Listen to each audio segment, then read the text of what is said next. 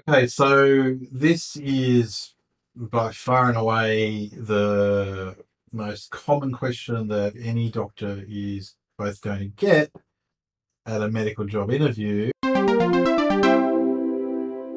but also need to be able to answer in order to be successful at that job interview. And really, the process starts a lot earlier than getting into the interview room and being able to successfully navigate this question. Now, a couple of things about this particular question. Yes, not always, probably only maybe one time out of 10 do you get a completely different question, but it is the most common question. And as I said, it's definitely worth practicing because it's high yield, but also, even if you're not given this question in your interview as your first question, you want to be able to answer it so that you can articulate at some point during the interview why it is they should consider you as a candidate above other candidates. Second issue is, this is where I find some of my clients really get it and others can struggle a little bit. The question can come in a variety of forms. So let me just take you through a few other examples. So it could be, sorry, get the pen here. Tell us why you are a good candidate.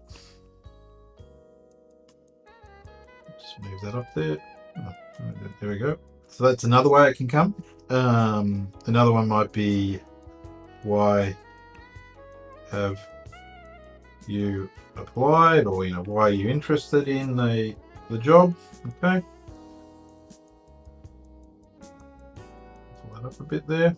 And even what are your strengths? And things like even how have you prepared? It's all the same question. Then I'm going to prove that to you, and I want you to think about this, because this is the essence to not just navigating through the interview, but actually putting in a good application and thinking through early on, when you're applying for the job, what should go in your selection criteria, what should go at the top of your resume, in your personal statement, all that sort of stuff. And the reason for this is that the reason why this question is the same, or these questions are the same, is, what is the panel looking for? Well, the panel is looking for value. Okay? Put a dollar sign there to just bring it home. Okay?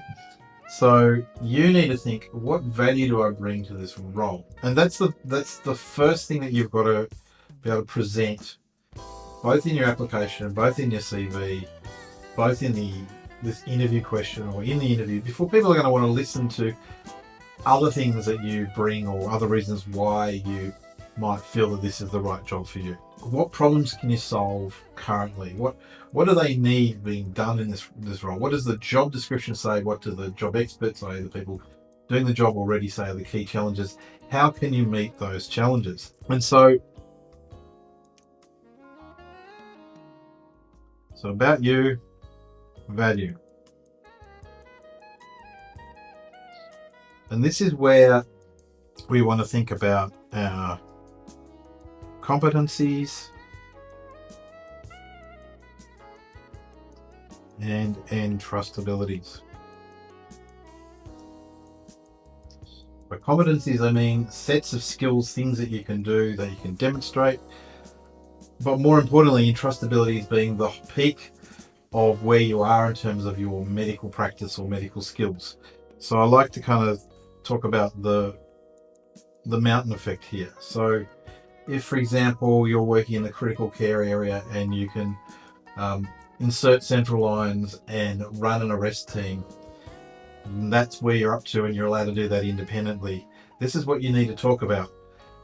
The panel is not so much interested in hearing how you can do history, an exam, and run some tests, etc. They will assume that on the basis that you have graduated to this point, where more senior people are allowing you to do these very complex, highly responsible things in your day-to-day practice. So tell them about that. What is the thing that sells you most as a job candidate that meets the role? I have another whiteboard out, but it's offline at the moment, so we're going to just stick with this. So this is why, and this is not my model, although I have a variation on it. This is why a lot of people teach the CIEMP model. Stands for clinical, academic, managerial, or sometimes I put my other skills, and then personal. So if you think about it, you're going for a medical job. The core part of it is, can you do the clinical work? So this is why this comes first. You want to have 2 or 3 really salient, hopefully factual points about your clinical skills, things that you can do clinically and accomplish clinically that meet the job needs, that you can let them know, whether that's 5 years of experience working in internal medicine, or the ability to do such and such operation, such and such procedure, whatever it is. Remember that entrustability model. And then we talk about our academics. Now that can be things like your teaching skills, where you are up to with your own learning. Often if it's a trainee role, you want to show good progression. And of course there's research. And then we've got this point of difference, which is the managerial or the other skills, where you often have to think, and this is why you need to prepare for this question beforehand, because you're not thinking about these things, say, day to day, but what committees have you been on that have made a difference in the hospital? Have you been involved in a quality improvement process? Do you have other skills like data analysis skills or things that you can bring to the role that make, you've established that you're clinically able to do it, that you're academically okay. This is the point of difference that you're hitting in terms of the position. And then finally, we have the thing that wraps it all up, which is the personal. And this is where you really want to show affinity between you and the panel. What do they like about working here? Why do they like the job that they're working in? And what have you found out about the place that you like? Panels want to give the job to someone who's they feel both confident in, that they feel is going to help solve problems, not create problems, but also someone who's passionate and really wants the job. They want to feel good about it. So this is where you need to bring in a personal story at the end, after you've hit them with all these facts about who you are as a clinician and academic and otherwise. So a couple other things I just want to talk about before we wrap up this little mini tutorial. So remember, it's about value. First, what can you bring to the role? You do want to show that you can transition well. So think about things that you're doing already in your current role that shows you can do the job demands of the role you're applying for. Again, panels get very hesitant about giving jobs to people that they feel may be a little bit underprepared, where it's too much of a step up for them. So value, then transition, and then your personal reasons. And often if it's a trainee job, that involves your kind of career plans. How is this job going to help you in your career? How are you going to be grateful to them for giving you the opportunity to do this job? And then finally, as I said, there are various versions of this question. You prepared, strengths. So you need a mechanism to take it from that variation of the question to the model answer.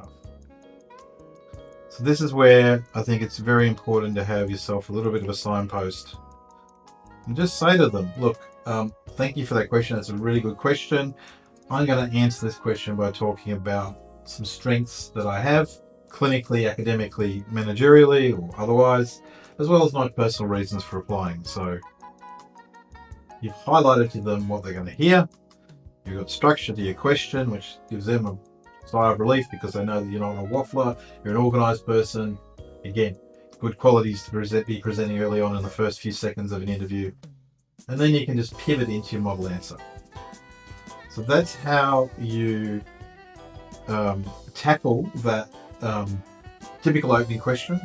Of course, there's a lot more to that. So if you're wanting more help, then I would suggest that you check out my comprehensive Doctor Job Interview Skills course, link in the description below. If you're enjoying my videos, please subscribe and turn on notifications, or like, depending on what platform you're on, and I'll see you in another video. Bye for now.